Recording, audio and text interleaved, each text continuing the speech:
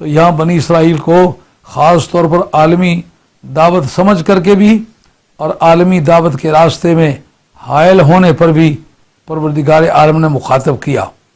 یہ بنی جو ہے یہ بنون تھا اصل میں، یا کی وجہ سے یہ بنون منصوب ہوا ہے، بنین بنا ہے، اضافت کی وجہ سے نون جمع کا گر گیا ہے کیونکہ یہ مضاف ہوا اسرائیل کی طرف۔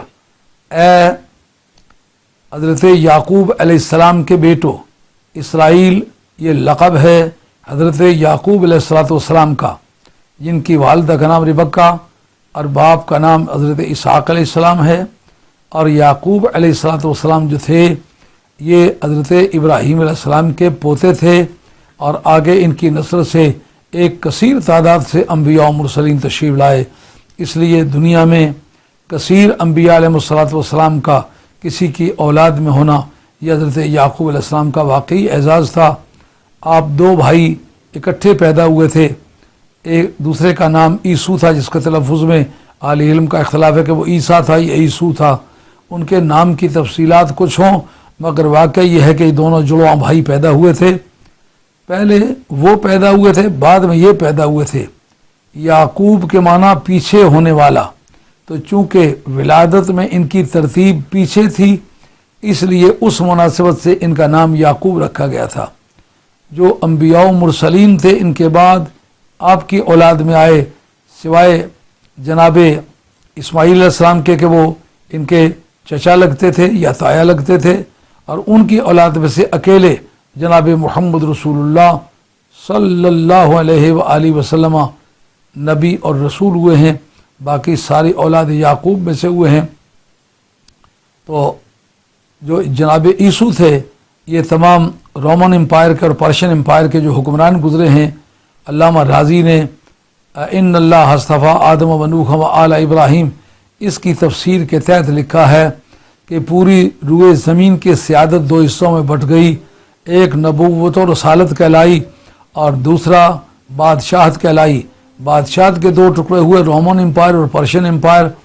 وہ بادشاہت کے دونوں حصے بھی حضرت اسحاق علیہ السلام کی اولاد میں سے تھے، اور نبوت کا جو حصہ تھا وہ بھی حضرت اسحاق علیہ السلام کی اولاد میں سے تھا۔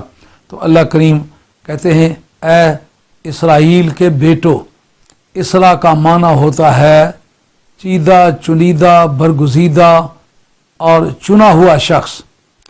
ایل عبرانی زبان میں اللہ کو کہتے ہیں، یعنی اے اللہ کے چنے ہوئے بندے کی اولاد، یا اسرا کے معنی ہے عبد، تابع دار، فرمان بردار، مطیع فرمان۔ تو یہ لقب ہوا جناب یعقوب علیہ السلام کا کہ وہ اللہ کا فرمان بردار بندہ جو تھا تم اس کی اولاد میں سے ہو۔ تو اس نام کا خاص طور پر استعمال کرنا، اس کی وجہ یہ لگتی ہے کہ اگر خدا کا چنا ہوا بندہ ہو تو بھی اور خدا کا فرمان بردار بندہ ہو تو بھی معنی یہ بنے گے ایک بڑے خاص انسان کی اولاد میں سے ہو، تمہیں اپنے خاندانی تقدس اور خاندانی حرمت کو پامال نہیں کرنا چاہیے۔ بد اعتقادی سے اور بدعملی سے کسی کا خاندانی تقدس پامال ہو سکتا ہے۔